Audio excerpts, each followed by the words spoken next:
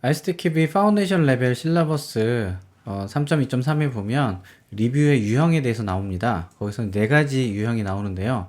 그 중에 비공식 리뷰와 인스펙션은 상대적으로 좀 이해하기 쉬운 편입니다. 그런데 중간에 있는 웍스루와 테크니컬 리뷰는 이해하기가 조금 까다롭습니다.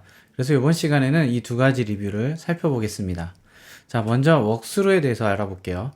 자, 웍스루란 무엇일까? 우리가 이제 글로서리를 살펴보니 이렇게 정의하고 있습니다.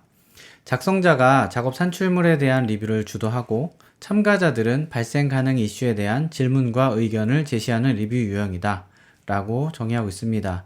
자, 마치 학교에서 선생님이 앞에서 강의를 하면 학생들이 듣고 뭐 질문도 하고 이런 그림이 이제 딱 연상이 되시죠?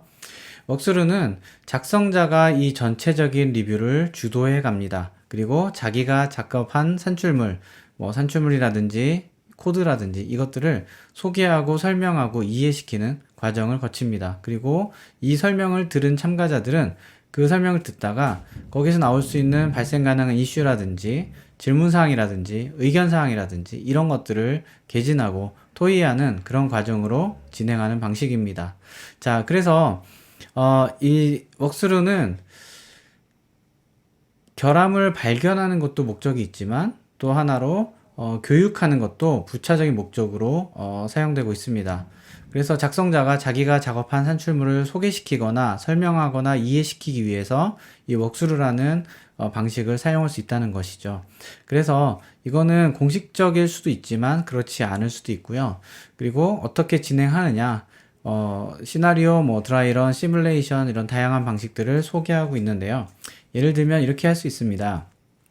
우리가 코드 리뷰를 한다라고 가정을 해보겠습니다. 그러면 코드에 어느 변수에 어떤 값이 할당이 됐다. 그 다음에 이 변수가 어느 코드에서 사용이 되고 다시 재할당이 되고 변수가 종료가 됐다. 뭐 이런 식의 흐름들을 우리가 데이터 플로우를 가져갈 수 있죠. 이렇게 코드의 라인 바이 라인으로 따라가면서 마치 코드가 실행되는 것처럼 시뮬레이션 해볼 수 있는 거죠.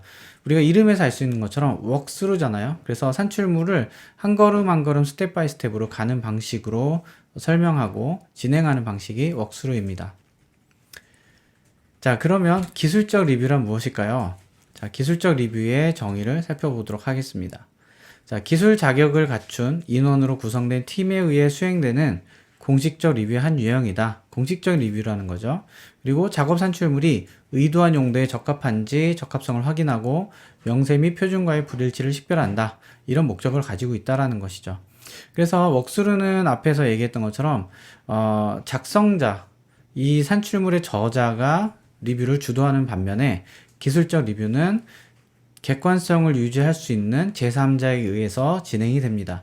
그래서 마더레이터라든지 퍼실리테이터 같은 뭐 중재자, 촉진자 이런 역할을 가진 사람들이 리뷰를 진행하게 되고요. 그리고 이름에서 알 수 있는 것처럼 테크니컬한 주제, 그러니까 기술적인 주제를 다루고요. 기술적인 주제를 통해서 거기에서 어떤 합의나 결정이나 선택들을 해나가는 과정을 거치는 그런 리뷰가 됩니다. 그래서 이 리뷰는 여기 정의에서 나온 것처럼 기술 자격을 갖춘 인원으로 구성되어야 합니다.